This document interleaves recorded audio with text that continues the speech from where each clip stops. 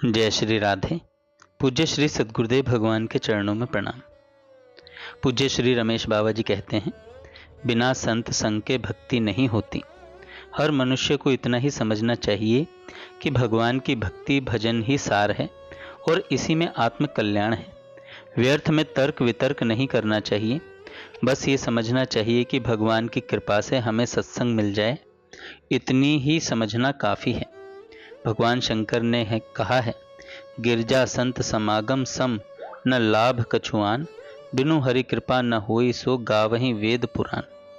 हे पार्वती, इस संसार में संत समागम के समान लाभ कुछ नहीं है।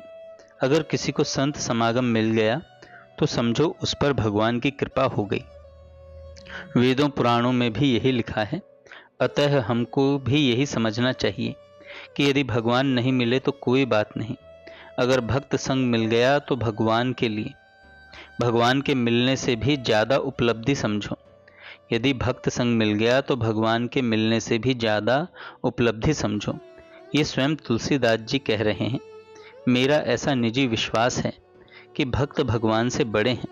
मोरे मन प्रभु अस विश्वासा, राम ते अधिक राम कर दासा। तर्क वितर्क छोड़कर केवल उनका संग करो। भगवान का गुणगान गाओ, भगवान में प्रेम करो। बस, क्योंकि संतों के संग के बिना भक्ति नहीं मिलती है। जैसे समुद्र में जल है लेकिन अनंत है, और समुद्र सबको प्राप्त नहीं क्योंकि दूर है। और अगर प्राप्त भी हो जाए तो समुद्र का जल खारा है, किसी के भी काम का नहीं। परंतु वही पानी जब बादल बनकर वर्षा कर देता है तो सबके काम का हो जाता है। अस्तु भगवान समुद्र हैं और संत जन बादल हैं। वे समुद्र के खारे जल को पीने योग्य बनाकर देते हैं। पीने योग्य पानी क्या है? भगवान का माधुर्य, अर्थात भगवान की मधुर लीलाएं। खारा पानी क्या है? ज्ञान अनंत है, भगवान का ऐश्वर्य अनंत है। उसमें से संतों ने भगवान की लीला रूपी मक्खन निकाला, उतना ही संत जन देते हैं, इसलिए वे बादल हैं। दूसरी उपमा दी गई है, चंदन तरु हरि संत समीरा। चंदन के पेड़ मलयागिरी में हैं। वहां जाओ तो चंदन पर अनेक सांप लिपटे होते हैं, वे काट लेंगे।